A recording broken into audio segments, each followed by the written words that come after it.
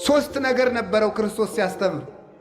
ሳይሳፍ የአንደበት ቅልጥፍና፣ ሞገሰ ቃል የቃሉ መፈራት መከበር፣ ግርማ፣ ጣዕመ ነገር የአንደበቱ መጣፈጥ። እየፈጠነ ሰው የሚገርማችሁ ቸኩሎ ሲናገር ግርድፍድፍ ያደርጋል። ቸኩሎ ሲናገር ሲዘገይ ደግሞ ይለዝበታል ነገሩ። ሳይሳፍ ቀልጠፍ ቀልጠፍ ቀልጠፍ ብሎ መናገር አለበት። ሰለስቱ ምዕት በቅዳሴ አይደለም ሃይማኖተ አበው ምዕራፍ 22 ላይ እንዲላሉ ለቄሱ ሲናገሩ ቄስ ማለት ይላል ወኩን በሊሃ ልሳን፣ አንደበትህ የተሳለ ይሁን ለብላቢ አትሁን ማለት ነው። አስረግጠህ የምትናገር አስረግጠህ የምታነብ አንደበትህ የተሳለ ይሁን፣ ቀልጣፋ ሁን። ካህን እያለ ያወገ የተሳለ ልሳን ይኖርህ። የተሳለ ልሳን ኑሮ ስትናገር ደግሞ ወበልቡና ይላሉ እዚያው ሰለስቱ ምዕት ከማስተዋል ጋር ቸኩለ ስትናገር ምስጢር እንዳትስት፣ ሰው እንዳታሰናክር። ከፍጥነት ጋር ምን ይኑርህ አለ ደግሞ መደመጥ፣ ጣዕመ ነገር። በነገር ልባብነት ግን አይመጣም። ይሄ በተጥባበ ነገር አይመጣም፣ በቅድስና ነው ክርስቶስ። ስለዚህ ፈጥኖ እየተናገረ ኧረ ቸኮልክብን አያሰኝም፣ ይፈራል። ደግሞ እኛ ይውላችሁ አስፈርተን ስንናገር ይደርቅብናል። ምን ይገርምናል? ምን ይጎልናል? ጣዕመ ነገር። አለዝበን ስንናገር ደግሞ እናጫውታለን ስንል ደግሞ ይበላሽብናል። እንዲያው ሰው እየተበላሽ ያለው ዝባዝንኬ ሆኖ ይባላል ደግሞ ማለት ነው። ሞገሰ ቃል ደግሞ ይጎለናል፣ ክብር ይጎለዋል፣ ወርደን እንገኛለን ማለት ነው። ክርስቶስ ግን ሦስቱን ያካትት ነበረ። ላሄ ትምህርት አለው፣ ላሄ ታምራት አለው። አዝኖ ይፈውሳል፣ አዝኖ ያስነሳል፣ አዝኖ ያመሳል ማለት ይመግባል፣ አዝኖ ያስተምራል። የቻለውን ሁሉ አይናገርም፣ ያወቀውን ሁሉ አያስተምርም። አዝኖ ነበር የሚያስተምረው። ለማይነገረው አይነገርም። ሐዋርያት አንድ ቀን ሰብስቦ እንዲህ አላቸው። አንድ ትልቅ ምስጢር ሊነግራቸው ፈልጎ በዚያ ሰዓት ግን ያንን መሸከም የሚችል ጆሮ እንደሌላቸው አየና ወብየ ብዙ ነገር ዘነግረክሙ፣ ብዙም ነግራችሁ ነገር ነበረኝ። ወባይቱ ኢትክሉ ይእዜ ጸዊሮቶ፣ ነገር ግን ዛሬ ልትሸከሙት አትችሉም ማለት። ጊዜ እያየ ነበር የሚያስተምር። ያወቀው ሁሉ አይሰረግፍም ነበረ። አዛኝ መምህር ነው። ይህን ይዘው ሊቃውንቱ ደግ መምህር፣ ደግ ሐኪም፣ ደግ እረኛ ይሉታል። ደግ አባት ይሉታል። ደግ እረኛ በጎዳለበት ይሄዳል። ክርስቶስም እኛ ወዳለንበት መጣ። ደግ ሐኪም አቤት ሄዶ ያክማል። ክርስቶስም እቤታችን መጥቶ አዳነን። ደግ መምህር ካሉበት ሄዶ ያስተምራል። ክርስቶስም ወዳለንበት መጥቶ አስተማረን። ደግ ንጉሥ የግዛቱን መጎዳት ወርዶ ያያል ከዙፋኑ። ክርስቶስም ደግ ንጉሥ ነውና ከመንበሩ ከሰማይ መንበሩ መጥቶ እኛን ጉዳታችን አይቶ መልሶ በመንበሩ ላይ አነገሰን ማለት ነው። ስለዚህ ጌታችን ኢየሱስ ክርስቶስ የውበት ምንጭ ስለሆነ ላህይ ይባላል። ስለዚህ መስቀል የልጅነት ምንጫችን፣ የጥማት መቁረጫችን፣ የውበታችን ምንጭ፣ ማደጊያችን፣ የምናድግበት ወተት የፈለቀበት፣ ሐዘናችን የሚርቅበት ወይን የፈለቀበት ነውና ዕፀ ሕይወት። አዳም ከዚህ ዕፀ ሕይወት ስር እነዚህ አራት ነገሮች ይፈልቁለት ነበር። ስለምን? በንጽህናው፣ በቅድስናው፣ በንጽሐ ጠባዩ። ያንን ጠባዩን አበላሸው። ገንዘብህን በከንቱ አትበትን ማለቱን ማለት መስላችሁ ንጽህናህን በከንቱ አትጣል ማለት ነው። እስኪ በሉ ሁላችሁም ንጽህናህን በሉ። በምን አትጣል? በከንቱ አትጣል። ንጽህና ብቻዋን ነበረች አዳምን አንግሰው የምትኖር። ንጽህናን ምን አጎደላ ስትሉ ስግብግብነት፣ አልጠግብ ባይነት ንጽህናን አጎደለ። ከዚያስ ድሮ እኮ ሰውና አንበሳ ጠበኛ አልነበሩም። አንበሳ ሄዶ የአዳምን እግር ይሊስ ነበር። ሰውና ጅብ ጠበኛ አልነበሩም። ሰውና ነምር ጠበኛ አልነበሩ። ሰውና እባብ፣ ሰውና ዘንዶ ጠበኛ አልነበሩ። ሰውና አይጥ፣ ድመት፣ ጉርጥ ጠበኛ አልነበሩ። ሰላማውያን ነበሩ። በማን አማካኝነት? በንጽህና አማካኝነት። የአዳም ንጽህና ሲጎል ግን ምን ሆነ? ጅብም አዳምን እበላለሁ ማለት፣ እባብም እነድፋለሁ ማለት፣ ዘንዶም እውጣለሁ ማለት፣ ነምርም በጥፍሬ እዋጋለሁ ማለት። ንጽሕና ሲጎድል ወዳጆቻችን ሁሉ ጠላት ይሆናሉ፣ ከአጠገባችን ይሸሻሉ። የኃጢአት ችግሩ አንደኛ እግዚአብሔርን፣ ሁለተኛ ወዳጅን፣ ሦስተኛ ራስን ያሳጣል ይላል ሊቅ። አንደኛ ማንን ያሳጣል? እግዚአብሔርን። ሁለተኛ ማንን ያሳጣል? ራስን። ሦስተኛ ማንን ያሳጣል? ወዳጅን ያሳጣል። አዳም ንጽሕና ሲጎለው የእግዚአብሔር ክብር ከሱ ላይ ጎደለ። ሲጎለው ራቁቱን ተገፈፈ፣ በገዛ እጁ ተሰደደ። ኃጢአት ያሰድዳል፣ እርኩሰት ያሰድዳል፣ ንጽሕና ያነግሳል። ከዚያስ ተመልከቱ፣ አዳም ማንን አጣ? ንጽሕናውን ሲያጣ ራሱን አጣ። ራሱን አጣ ማለት ነው። አዳም ሆይ የሞት ሞት ሙት ተብሎ ተፈረደበት። በሞት ራሱን ያጣ ንጽሕናውን ሲያጣ ነው። ንጽሕና ራስን ያሳጣል። ሦስተኛ ማንን ያሳጣል? ወዳጅን ሁሉ ያሳጣል። የገዛ ሚስቱ ወዳጁና ጠላት ሆነችበት፣ ጠላት። እንኳንስ ከብቶች፣ እንኳንስ ላሞች፣ እንኳንስ አንበሶች፣ እንኳንስ ነምሮች ይቅርና መሬት ራሷ ለአዳም ጠላት ሆና ተነሳችበት። በዚህ ትደነቃላችሁን? የገዛ ሰውነቱ ለአዳም ጠላት ሆነበት። ምን አበቀለበት? እሾህ። ኦሪት ዘፍጥረት ምዕራፍ 3 ቁጥር 17 ላይ እግዚአብሔር ምን አለው? ተብከልቱ ብላ በአፈ ገጽከ ለታብቁል ምድር ሶከ ወአሜከላ በእንቲአከ ምድር በአንተ ምክንያት እሾህ ታብቅል አለ። እሾህ ታብቅል። እጽዋት ከአዳም ስህተት አስቀድሞ እሾህ አልነበረባቸውም። አጋፍ፣ ኩርንችት፣ ግራር የሚባል እሾህ የለም። የአዳም እርግማን ከእጽዋት ላይ እሾህን አበቀለ። በሰሙ በወድቁ የአዳም ሰውነት በሽታ በቀለ፣ ደዌ አበቀለ። ከዚያ በኋላስ ደግሞ ክፉ ሕሊናን አበቀለበት። ፍቶታት፣ እኩያት፣ ኃጣው፣ እርኩሳት ሰለጠኑበት። ስለዚህ ኃጢአት ይላሉ ሊቃውንት 4 አይነት ሞት ያመጣል ይላሉ። የመንፈስ ሞት፣ የሥጋ ሞት፣ የሕሊና ሞት እና የዘላለም ሞት። 4 ሞቶችን ይወልዳል። ማን? ኃጢአት። ንጽሕና ደግሞ ከነዚህ ነው። የሥጋ ሕይወት፣ የነፍስ ሕይወት፣ የሕሊና ሕይወት፣ የዘላለም ሕይወት ማን ይሰጣል? ንጽሕና። የሥጋ ሞት መቀሰፍ ነው፣ ያለ ዕድሜ መሞት ነው። አዳም በ935 ዓመቱ እንዲሞት እግዚአብሔር አልፈቀደም ነበር። ዘላለም እንዲኖር ነበረ ዕድሜው። ዕድሜው የተቆረጠ በንጽሕና ጉድለት ነው። ቅስፈት የሚመጣ በንጽሕና ነው።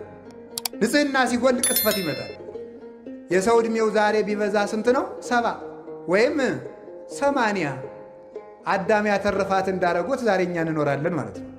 የአዳም ዕድሜው 930 ዓመት ስለነበረ፣ ስለዚህ ዕድሜን የቆረጠው ዝሙት ነው። እርኩሰት፣ ኃጢአት ዕድሜን ይቆርጣል። ከዚያ ሥጋው ሞተ፣ ፈረሰ፣ በሰበሰ። የሕሊና ሞት ምንድን ነው? ቀቢጸ ተስፋ፣ ብቸኝነት፣ ብሶት፣ ኃጢአት በሕሊና መውጠት፣ መውረድ፣ መታወክ፣ ሰላም ማጣት፣ እየበሉ መራብ፣ ለብሶ መብረድ፣ ከሰው መሃል ሆኖ ብቸኝነት፣ ተሹሞ ሽረት፣ ውርደት፣ ድካም፣ ምንም እርካታ ቢስ መሆን፣ ደስታን ማጣት፣ ስደተኛ መሆን፣ ከቤት ውስጥ ተቀምጦ መቅበዝበዝ፣ ሀገር ባለበት ከተማ መሃል ተቀምጦ ሰው ሁሉ ሙቶ አልቆ እኛ ብቻችን የቀረን እስኪመስለን ድረስ የብቸኝነት ስሜት መኖር፣ ምድር መጥበብ፣ የት ልሄድ ማሰኘት። አንድ መነኩሴ፣ ጀማሪ መነኩሴ ነው። ገዳም ሂዶ ኃጢአትም ቢያለው ገዳም ገብቶ ኋላ ለአንድ ትልቅ አባት ሂዶ አባቴ ኃጢአትም ቢያለኝ አለው። ይህንን ዓለም ጥለኸው ሂድ አሉት። ዓለምን ትቼ ከገዳም መጣው፣ ከገዳምማ ደግሞ ወደ የት ልሄድ ብሎ መለሰ። እዚያም ገብቶ አልቆምለት ስላለ ማለት ነው። እዚህ ከዓለም ወደ ገዳም ተሄደ፣ ከገዳም ቢፈትን የት ይኬዳል? ስለዚህ ከራስ መሸሽ ነው እንጂ ከቦታ መሸሽ አያዋጣም። መሸሽ የሚባለው ከራስ ጠባይ ነው፣ ከራስ ልማድ ነው። ቦታችን እየለወጥን ብንቀመጥ፣ ብቻችን ከጫካ መሃል አንገታችን አስረን ብንጸልይ፣ ከጠባያችን ካልሸሸን፣ ከቦታ ብንደበቅ፣ ከከተማ ብንወጣ ፍጹም ሰላምን ልናገኛት አንችልም። ስለዚህ የእግዚአብሔር ቤተሰቦች የአዳም የባከነ ሀብቱ ንጽሕናው ሥጋውን ቆረሰበት፣ ሕሊናውን ገደለበት። ዛሬ አርፎ የሚተኛ ሰው አለ መሰላችሁ? ሰው መንኩሶ አያርፍ፣ ሰው ዲቁና ያዙ አያርፍ። ሰው እኮ እየቀደሰም ማረፍ አቃተው። ሰው እየሰበከም አያርፍ። ሰው መንኖም አላርፍ አለ፣ ተሹሞም አላርፍ አለ። ሰው ቤት ሰራም ምንም አለ ምንም አላረፈ፣ አገባም አያርፍ። አይኑ ዞር ዞር ዞር ማለት ሰው አላርፍ አለ። የሚያሳርፍ ንጽሕና እንጂ ሕሊና ሲነጻ ዓለም ሁሉ የእናንተ ነው። ቅዱስ ሕሊና ካላችሁ ዓለም ሁሉ የእናንተ ነው። ብዙ ነገር ሞልቷችሁ የተልከሰከለ ሕሊና ከሚኖራችሁ ምንም የሌላችሁ ንጹሕ ሕሊና ያድርጋችሁ መድኃኒዓለም። ንጹሕ ሕሊና ያለው ሰው ባለጸጋ ነው እያልኳችሁ፣ በዓለም ላይ ያለ ፍጹም ባለጸጋ ያንን የሚጠብቅበት ስርዓት አለ። እኔ ችግር ዘርዝሬ ትቻችሁ አልሄድም፣ መፍትሄውን ነግራችኋለሁ። ንጽሕና ሲጎል የምን ሞት ይመጣል? አንደኛ የሥጋ ሞት በሉ እንጂ የምን እርግጠኛ ሆኜ ልንገራችሁ አንድ ነገር፣ የሚሞቱ ሰዎች የበዙትና ሀገራችን የምትታመሰው በክፉ ሰዎች ነገር መጎንጎን አይደለም፣ በእኛ መርከስ ነው። እኛ ንጹሕ ከሆን ክፉ የሚመክሩ ሰዎችን ምክር ማን ያደርገዋል? እግዚአብሔር ይሽረዋል። ጠቢብ ውእቱ ዘያረስ ምክረ መካርያን ተባ ውእቱ ዘያደቅቅ ይላል። ተመልከቱ፣ መዝራዕተ ኃያላን ይላል ኤጲፋንዮስ በቅዳሴው። የመካሪዎችን ምክር የሚሽር የሚያስረሳ እግዚአብሔር ጥበበኛ ነው። ምክርን የሚሽር ኃይልን የሚያደቅ ነው። የጎደለን ምንድን ነው ካልኳችሁ ንጽሕና። እግዚአብሔር የትም ቦታ ንጽሕና አጥተዋል ነው የምላችሁ። ንጹሕ ከሆን እግዚአብሔር የሰው ችግር የለበትም። እግዚአብሔር በሰራዊት አይዋጋም። እግዚአብሔር ዝምታውን ውጊያ ነው። ግን ቅድስና ይሞላል። ሕሊናችን ሙቷል። አሁን እኮ እንዲሁ ዝም ብሎ ተስፋ ቁርጥ ያደርግ እኮ ነው። ዝም ብሎ ማለት መንግሥተ ሰማያትን ማን አይቶት ብለህ ነው ይላል። በቃ ምንም መብላት፣ በቃ መተኛት፣ ምንም። አሁን ደግሞ ትንሽ ሀብት ያለው ሰው ምን እንደሚል ንገራቸው። ትንሽ ሀብት ያጠራቀመ ሰው እሳ አባቱ እንደው ትንሽ እንደ መኪናም እንደ ፎቅም እንደው የሞካከረ ሰው የድንጋይ ጥርቅም እኮ ነው ይሄ እኮ። እዛ ሰብስቦ ፈልጌ ሲሉት አባ ጊዜ የለኝም፣ በጣም ብዙ ድርጅት ነው ማኔጅ የማደርገውና የሚያዙኝ ነገር ካለ ብቻ ይደውሉልኝ፣ ስንት ብር ነው የሚፈልጉት ይላል። ብሩን ወርወር አድርጎ ስራውን እየሰራ ሊሞት ማለት ነው። እኔ ብዙ ሰው እታውሳለሁ፣ እታዘባለሁ። ማምላክ ብዙ ሰው እዚህ መጥተው አይማሩ፣ ትንሽ ሀብት ነካ ካረጋቸው አይማሩ። ብቻ የሚያዙኝን ይንገሩኝ፣ እሱም ብቻ ይንገሩ፣ ዝም ብለው ችግር የለም። ቆይ ሰባኪው ምንድን ነው የፈለገው? ምንድን ነው ቤተክርስቲያን ሰሩ ነው? አካውንታችሁ ንገሩ። ምንድን ነው የምትፈልጉት? እሱም ብቻ ለምን አትነግሩኝም ይላል። ቃለ እግዚአብሔር ጌታ ይዋ እኛ ያንተን ቆርቆሮ አይደለም የፈለግነው። እኛ የፈለግነው ሕሊናህን ነው። እግዚአብሔር የሞተለት አካል ነው ያለ። እኛ የምንፈልገው እናንተን ነው፣ የእናንተን ሻማ። አሁን ጠዋት 21 ሺህ ብር ሰጣችሁ፣ ምን ያለውን ሰጣችሁታል። እኔ ገንዘቡን አይደለም የናኩት። ስትፈልጉ 21 ቢሊየን ስጡ፣ ምንም ትርጉም የለውም።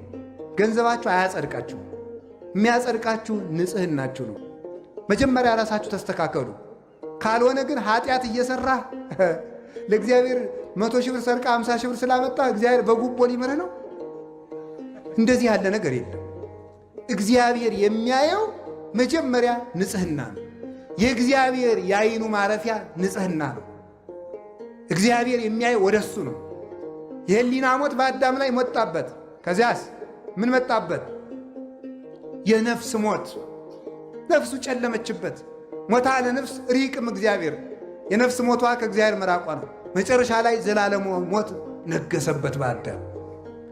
ንጹሕ ስትሆኑሳ አካላችሁ በሙሉ ከኃጢአት ንጹሕ ሲሆንሳ ምን ታገኛላችሁ? ሥጋችሁ ያለ ጊዜው አይሞትም። ሕሊናችሁ ልዑል ነው። ሕሊናችሁ ትልቅ ነገር ያስባል። እዩትማ በሞቴ ኃጢአት ሰርታችሁ ባደራችሁ ቀን እኮ እቅዳችሁ በሙሉ ክስር እኮ ነው የሚለው። የ40 ዓመቱ እቅድ፣ የ30 ዓመቱ እቅድ ኤዲያ ተውኝ ባካችሁ፣ ክስር ነው የሚለው፣ ድምስስ ነው የሚለው። ሕሊና ነዋ ዋናው። ሰው እኮ ይህን አደርጋለሁ ከዛሬ በኋላ የሚቀጥለው ሳምንት አስቀድሳለሁ፣ እጸልያለሁ፣ ከዛሬ በኋላ እጾማለሁ ይልና ሰኞ በዝሙት ተሰናክሎ ካደረ ያ ሁሉ ይከስራል፣ አጣጥፎ ይተኛል። ለምን? ዲያብሎስ ደግሞ እንዲህ ብለህ ብትጸልይ አታፍርም ይለዋል። እዚያ ሆነ ሄደ። አጋንንት ስርዓት አላቸው። መጀመሪያ ጸሎት የማቋረጥ ሰይጣን አለ። ጸሎት የማቋረጥ ሰይጣን ለዝሙት ሰይጣን ያስረክባል። የዝሙት ሰይጣን ለተስፋ መቁረጥ ሰይጣን ያስረክባል። እንዲህ እያለ ነው ሰው የሚጠፋው ማለት ነው። መጀመሪያ ጸሎቱን ያስቋርጠዋል። ኃያልን ሰው ካሰሩ በኋላ ሀብቱን መዝረፍ እንደማይቸግረው የጸሎት እጅግሩን ካሰረ ጸጋውን መግፈፍ አይቸግረውም። ከዚያ በኋላ በዝሙት ይጥለዋል። ከጣለው በኋላ ተስፋ ያስቆርጠዋል። እንዲህ ብለህ ብትመለስ እግዚአብሔር የሚምርህ አይምሰል ይለዋል። ተሸንፎ ከዚያ በኋላ በሰንሰለት እንደሚጎተት ውሻ እጅግሩን ለዲያብሎስ አስረክቦ የኃጢአት ባሪያ ሆኖ ይኖራል። ከዚያ ቀና የምንለው ተስፋችንን በመቀጠል ነው። ወገኖቼ ከኃጢአት ሞት እግዚአብሔር ይሰውረን። ምን አላችሁኝ? አሜን በሉ እንጂ። ምን አላችሁኝ? ንጽሕና ምንድን ነው አልኳችሁ? ገንዘብ። እስኪ በሉ እንጂ። ገንዘብ ነው። ገንዘባችን ከማባከን ይሰውረን። ትልቅ ገንዘብ ነው። ወላዲተ አምላክ እግዚአብሔርን የቻለችበት ገንዘቧ ንጽሕናዋ ነው። እግዚአብሔርን የቻለችበት ገንዘቧ ንጽሕናዋ። ሌሎችም ቅዱሳን ከንፍር ውሃ በሰማይ ከሰባት መስኮት በምድር ከሰባ ከሚፈላ የንፍር ውሃ ኖህን ያወጣው ንጽሕናው ነው። ኤልያስን ከሞት የሰወረው ንጽሕናው ነው። ሄኖክን ከሞት የሰወረው ንጽሕናው ነው። እዝራን ከሞት የሰወረው ንጽሕናው ነው። የሆኑ ባይታዊ ተከታይ ስለሆናችሁ፣ የሆነ መነኩሴ አጨብጫቢ ስለሆናችሁ ከሞት አታመልጡም። የምታመልጡት ንጹሕ ስትሆኑ ነው። ራሳችሁን አንጹ። በብልጣ ብልጥነት የሆነ ገዳም ሄደህ እንተ ያለ ሀገር የሄደ የ40 ቀን ሕፃን ይሆናል። አይሆንም። ንስሐ የገባ ነው የሚሆነው። እንዲህ ያለ ገዳም ይዞ ጠበል የተረጨ ሰው እንደ 40 ቀን ሕፃን ይሆናል። አይሆንም። አባ ገሌ ቅባ ቅዱስ የቀዱስ ሰው እንደ 40 ቀን ሕፃን ይሆናል። አይሆንም። ራስን ማንጻት ነው። ክፋትን ማቆም ነው። ከውስጥ የደለበውን ኃጢአት በንስሐ መንጥቆ መጣል ነው። ያ ንጽሕና ገንዘባችን ነው። በሞት ያፈርሰውን ንጹሕ ሰውነታችሁን በስካር አታባክኑት። ንጹሕ ሰውነታችሁን በሐሜት አታባክኑት። በጥንቆላ አታባክኑት።